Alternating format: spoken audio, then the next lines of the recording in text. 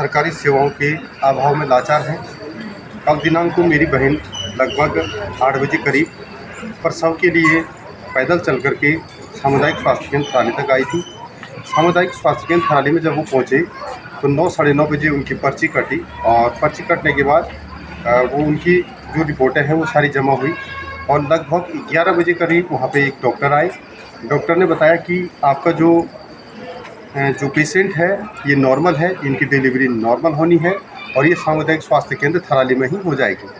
लेकिन जैसे ही टाइम बीतता गया 11 बजे से 12, 1 और 2 ढाई बजे तक वो प्रसूति को लगभग परेशान करते रहे या यूँ कहें चेकअप करते रहे। इतने प्रोसेस हमें पता नहीं है, लेकिन जब वो 2 बजे तक लास्ट टाइम पे उनके जो पानी का एक थैला होता है वो फट गया और बहन किसी प्रकार से प्रसव नहीं हो पाई।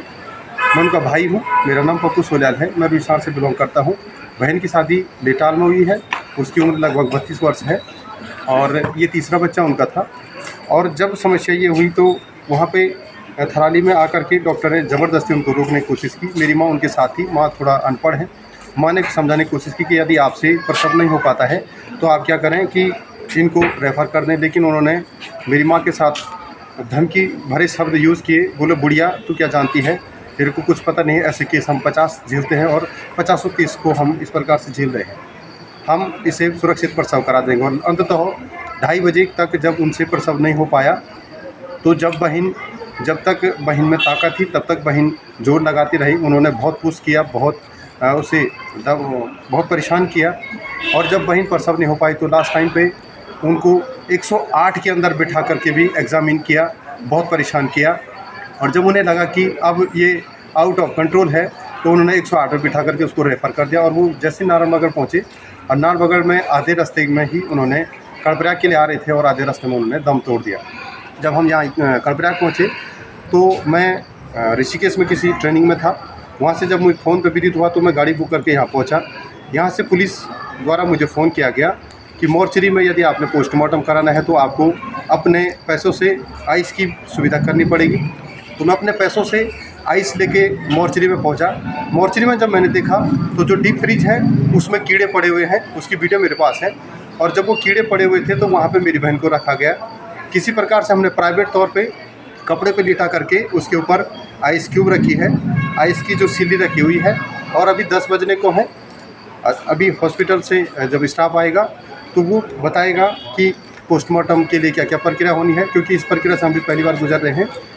और जहाँ तक मुझे लगता है ये जितनी भी लापरवाही हुई है इसमें सारे डॉक्टर का ही दोष है। और हम न्याय चाहते हैं कि आने वाले समय में इस प्रकार से प्रसूता को कोई समस्या ना हो, क्योंकि थराली में आए दिन ऐसे केस होते जा रहे हैं।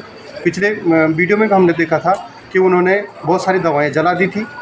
इतनी दवाएँ जलाने के बाद एक कमरे में पूरी सील्ड पैक अभी कमरा है, उसे खोला नहीं गया, उसमें भी बहुत सारी दवाओं को स्टोरेज किया गया है जो कि किसी मरीज़ के काम आ सकती थी। तो सरकारी व्यवस्थाओं में इस प्रकार की लापरवाही दिन ब दिन बढ़ती जा रही है और आदमी की मौत होना तो लाजमी हो गया है। ये लोग समझ नहीं पा रहे हैं कि अगर कोई आदमी मरता है किसी तीमारदार पे क्या बीतती है, क्या गुजरती है। मेरी बहन के पीछे 2 बच्चे छोड़ गई है और हमारे जो दामाद हैं वो भी बुरी तरह से कल उनका रो के बुरा हाल है। अभी तक मुझे कोई आश्वासन नहीं मिला है। रात को मैंने लगातार पुलिस को कम से कम 10 से 15 बार फ़ोन किया और पुलिस का भी अभी कोई स्पष्ट जवाब नहीं आया। जितने भी कागजात हैं वो 108 के द्वारा सीधे पुलिस को सौंप दिए गए और अभी तक पुलिस ने हमें वो कागज़ हमारे हाथों में नहीं दिए हैं। हमारी ये मांग है कि कम से कम मेरी बहन को पोस्टमार्टम रिपोर्ट करके हम उस डॉक्टर के प्रति केस करना चाहते हैं कि यदि वो गायनोलॉजिस्ट थे तो उनका रोकना बनता भी था, यदि नहीं थे तो उन्होंने मेरी बहन को क्यों रोका। और आज अगर हम यहाँ पे इतनी दुविधा में हैं, इतनी समस्या में हैं, मेरी बहन हंसते खेलते हुए हॉस्पिटल तक पहुँची थी और अभी उसकी डेड बॉडी हम देख रहे हैं। हम पे क्या गुजर रही है वो हम जानते हैं। शासन प्रशासन तक यदि मेरी बात पहुँचती है तो इस बात को संज्ञान में लें और मेरी बहन को न्याय देने की कृपा करें। मेरा यही निवेदन रहेगा। धन्यवाद।